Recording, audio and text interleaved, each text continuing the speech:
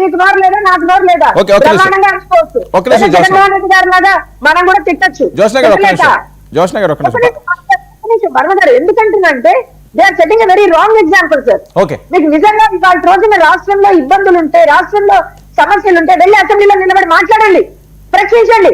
విద్యాశాఖలో ప్రాబ్లమ్స్ ఉంటే లోకేష్ గారిని ప్రశ్నించండి, అగ్రికల్చరల్ సెక్టర్ లో ప్రాబ్లమ్స్ ఉంటే అచ్చెన్నాయుడు గారిని ప్రశ్నించండి. ఒక్కసారి కూడా అసెంబ్లీకి వెళ్ళలేరు.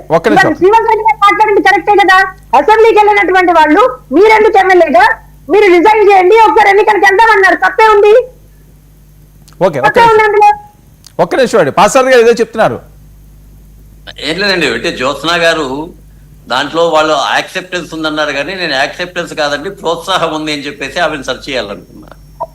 ఎందుకంటే వాళ్ళకి ప్రోత్సాహం ఉంటుంది. ఇప్పుడు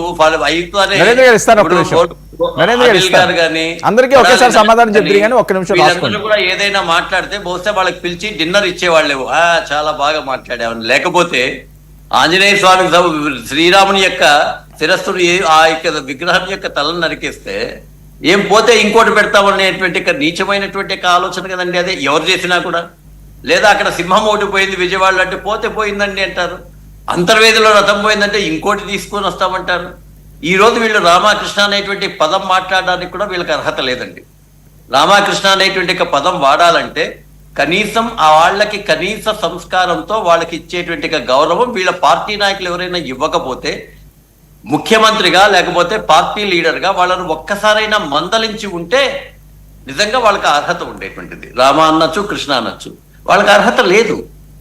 ఎందుకంటే ఎప్పుడు కూడా లీడర్ అనేటువంటి వ్యక్తి తన వ్యక్తులు ఎవరైనా చేసేటువంటి తప్పుల్ని సరిచేయాలి. నేను అప్పట్లో కూడా డిబేట్స్ లో చాలా సార్లు చెప్పేటువంటి వాడిని, అయ్యా మీరు రకరకాలైన హామీలు ఇచ్చారు, ఒకసారి అవకాశం ఉన్నారు, అవకాశం ఇచ్చారు మీకు, దాన్ని సరిగ్గా సద్వినియోగం చేసుకోండి. ఎవరైనా సరే మీటింగ్ ఉందని మీటింగ్ పెట్టుకుంటామంటే వాళ్ళని హౌస్ అరెస్ట్ లో అప్పట్లో ఉంది.